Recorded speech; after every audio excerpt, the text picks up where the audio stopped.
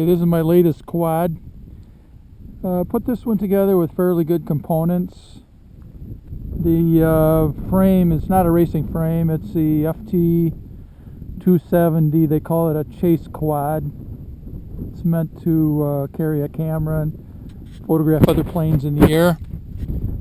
Use fairly high components, high quality components. I've got Tiger F40 Roman numeral 3 2400 kV motors with 5x4 3-bladed props. Then Tiger F40 30 amp ESCs with BL Healy and D-Shot, I think. Then the flight controller is a Matek F40 which is an F4 flight controller. It also comes with the FCHUB-6S power distribution board, which is connected to the flight controller with a ribbon cable.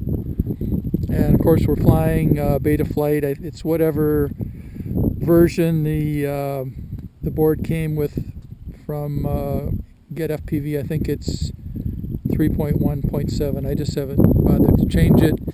Got a FreeSky S-Bus receiver and Matek alarm, and then video is Luminier video transmitter. It's adjustable power. I think it's set on 200 watts, 200 milliwatts right now.